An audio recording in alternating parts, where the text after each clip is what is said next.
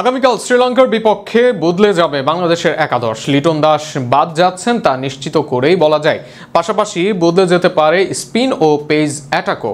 আগের ম্যাচে জয়ের পর থেকে হঠাৎই আশ্চর্যজনকভাবে হেরে ফেরে বাংলাদেশ। তাই এই ম্যাচ সিরিজ বাঁচাতে হলে জিততেই হবে টাইগারদের। আরও বিস্তারিত শুনুন প্রতিবেদনে। আসন্ন দ্বিতীয় ম্যাচে বড়সড় পরিবর্তন নিয়ে নামছে বাংলাদেশ দল। প্রথম ম্যাচের পর নানা ব্যর্থতা ও ব্যাটিং অর্ডারে ঘাটতির বিষয়গুলো বিবেচনায় এনে টিম ম্যানেজমেন্টের সিদ্ধান্ত নিতে পারে ভিন্ন একাদশে মাঠে নামানোর। আগামীকাল শনিবার ৫ জুলাই বিকেল ৩টায় শুরু হতে যাওয়া এই ম্যাচে একাদশে জায়গা হারাচ্ছেন লিটন কুমার দাস। আর ওপেনিংয়ে দেখা যেতে পারে নতুন জুটি, তা হচ্ছে নাইম শেখ ও তানজিদ হাসান তামিমকে। ওয়ানডাউনে ব্যাটিংয়ে নামতে পারেন তরুণ পারভেজ হোসেন ইমন। আর আগের ম্যাচে ওপেন করা ব্যর্থ হলেও আবারও একটি সুযোগ পেতে পারেন তিনি। নাম্বার ৪-এ দেখা যেতে পারে অভিজ্ঞ টেকনিক্যাল ব্যাটার নাজমুল হোসেন শান্তকে। গত ম্যাচে দারুণ খেলতে থাকা শান্ত ফেরেন রান আউটে, যা বদলে দেয় ম্যাচের দৃশ্য।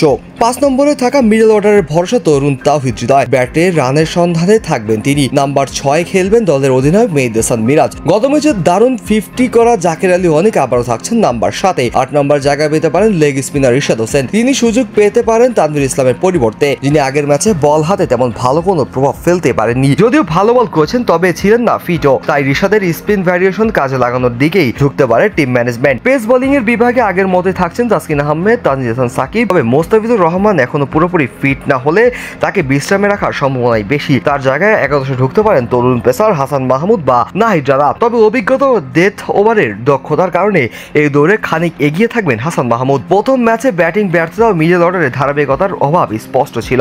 তাই কোচ ও টিম ম্যানেজমেন্ট আবারও ঝুঁকতে পারে নতুন পরিকল্পনার দিকে। দ্বিতীয় ম্যাচটিও বাংলাদেশের জন্য গুরুত্বপূর্ণ। তবে এই ম্যাচে জয় পেতে হলে ব্যাটারদের দুই বিভাগেই আত্মবিশ্বাসী ও পরিকল্পিত পারফরমেন্স দেখাতে হবে টাইগারদের।